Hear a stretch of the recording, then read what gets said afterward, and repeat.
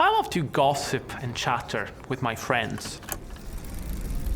Our conversations are full of short digressions, brief asides, and wanderings just a little off the target.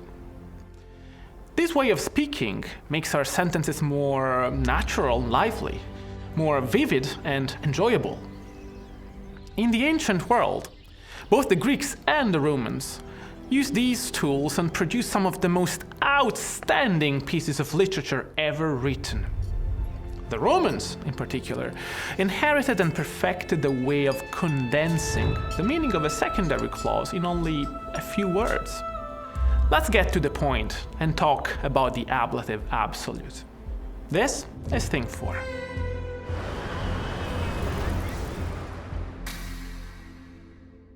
The ablative absolute is made up of 2 elements, a noun and a participle, both of which are in the ablative case.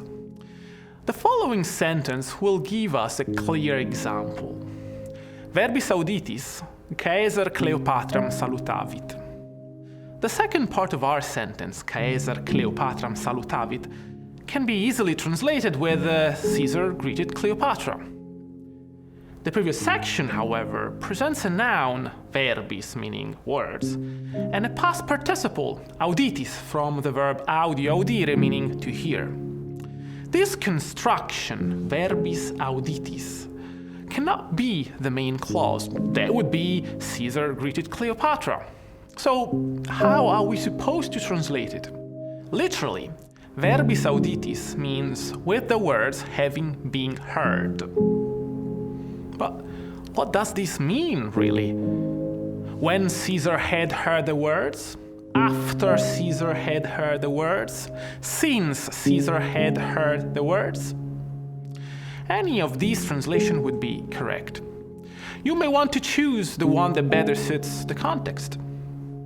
Likewise, the sentence duce interfecto milites in fugam ruerunt presents another example of ablative absolute.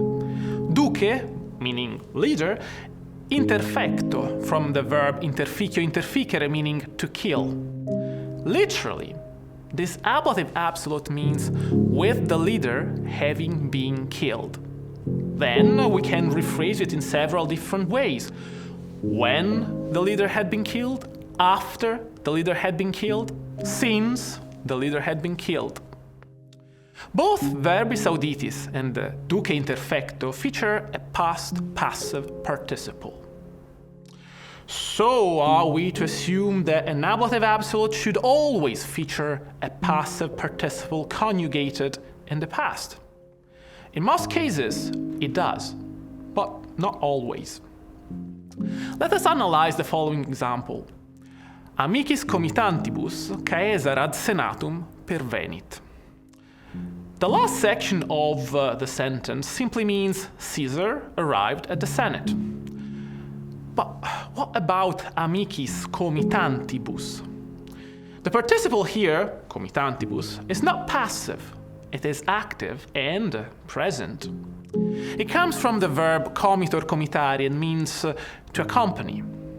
Yet, amicis comitantibus is still an ablative absolute, since both words are in the ablative case. It literally means with his friends accompanying him. But we can then rephrase it in a more idiomatic way, such as when his friends were accompanying him, or since his friends were accompanying him. Linguistic devices such as the ablative absolute allow us to express complicated and extended ideas in a concise and elegant fashion.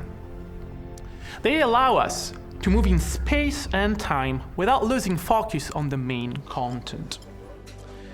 They allow us the flexibility to talk directly like you might with your friends. A solid understanding of the ablative absolute will not only help you write and translate in Latin, it might also make for better chat with your pals. This was thing 4. Thanks for watching.